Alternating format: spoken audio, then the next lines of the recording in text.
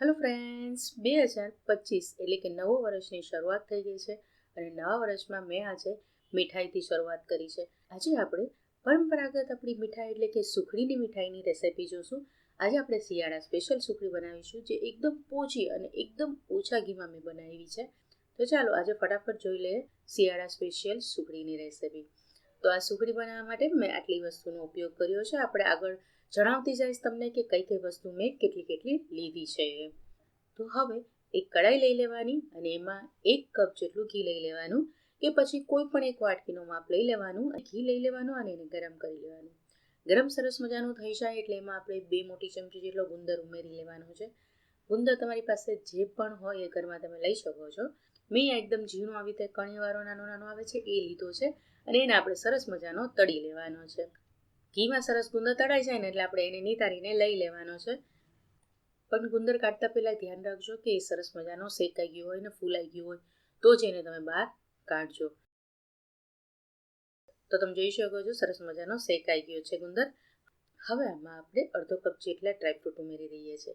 Dry fruit totally optional છે, પણ જો બાળકો ડ્રાયફ્રૂટ ના ખાતા હોય ને તમારે એને ખવડાવવા હોય તો આવી રીતે તમે ઉમેરી શકો છો. તો આ તળાઈને તૈયાર થઈ ગયા છે, તો આપણે એને લઈ લઈએ બહાર.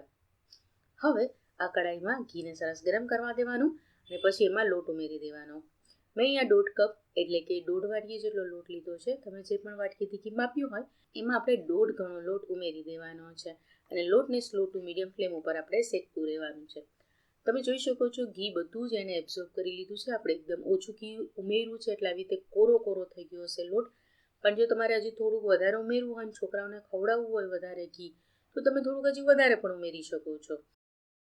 અને મેં અહીંયા થોડો જાડો લોટ લીધો છે. તમે આની જગ્યાએ રોટલીનો લોટ બનાવતા હોઈએ છે, તો મેં આજે ભાખરીનો લોટ જ લીધો છે. હવે એને આવી રીતે ગોલ્ડન કલરનો થઈ જાય ને ત્યાં સુધી આપણે ધીમા તાપે એને શેકતું જ રહેવાનું છે. પછી એમાં 1 મોટી ચમચી ગંઠોડા પાવડર અને 1 મોટી ચમચી જેટલો સૂંઠનો પાવડર ઉમેરી દેવાનો છે. સૂંઠ અને ગંઠોડા જો ન ખાવા હોય તો તમે સ્કીપ પણ કરી શકો છો. પછી એને સરસ મિક્સ કરી દેવાનું છે. તમે જોઈ શકો છો સરસ મજાનો લોટ શેકાઈ ગયો છે, તો ગેસ બંધ કરી દેવાનો છે અને કઢાઈને આપણે નીચે લઈ લેવાની છે. તમે જોઈ શકો છો સરસ મજાનો લોટ શેકાઈ જાય પછી જ આપણે એને નીચે લેવાનું. અને હવે આમાં ડ્રાયફ્રૂટનો ભૂકો ઉમેરી દેવાનો છે. તો મેં જે ડ્રાયફ્રૂટ આપણે તળીને રાખ્યું હતું એનો અધ કચરો મિક્સરમાં ભૂકો કરી લીધો છે ને એ ઉમેરી દીધો છે. સાથે 1 વાટકી જેટલો જ મેં ગોળ લીધો છે. ગોળ તમે તમારા ટેસ્ટ પ્રમાણે ઓછો પણ કરી શકો છો. અહીંયાથી મીડિયમ ગળ્યું બનશે. જો ઓછો ખાવો હોય તો તમે ઓછો પણ કરી શકો છો. અને લોટને આપણે બહુ સરસ મજાનો શેકો છે, એકદમ લાલ સરસ થઈ જાય એટલો શેકો છે, એટલે લોટ સરસ મજાનો બહુ જ ગરમ છે અને એમાં આપણે ગોળ નાખીશું ને તો ગોળ આપણો ઓગળી જ જશે. કેટલાક લોકો ગરમ કરીને ગોળ ઉમેરતા હોય છે. જો તમારે એ રીતે કરવું હોય તો થોડુંક અહીંયા ઘી મૂકી દેવાનું, એમાં ગોળ ગરમ કરીને પછી લોટ ઉમેરી દેવાનો તો પણ ચાલશે. ગેસ બંધ કરીને પછી લોટ ઉમેરજો. હું જનરલી આ રીતે જ કરું છું. ગોળ ઉમેરીને પછી 5 થી 7 મિનિટ લોટ સાથે મિક્સ કરીને એને રાખી દઉં છું, જેથી ગોળ સરસ મજાનો ઓગળી જાય. પણ તમને એવું લાગતું હોય કે ગોળ નથી ઓગળતો તો તમારે પછી ગોળમાં ઘી ઉમેરીને સેજ ગરમ કરીને પછી થોડુંક 2 મિનિટ ઠંડુ થવા દઈને પછી અંદર લોટ ઉમેરજો. શેકેલો લોટ હોય તો તમારી સુખડી ક્યારેય કડક નહીં થાય, પોચી જ રહેશે. તો તમે જોઈ શકો છો હવે આ સુખડી જામવા માંડી ગઈ છે અને ગોળને સરસ મિક્સ થઈ ગયો છે. તો હવે આપણે રાહ નહીં જોઈએ અને આપણે જે ગુંદર હતો તે અડધો ઉમેરી દઈએ છીએ.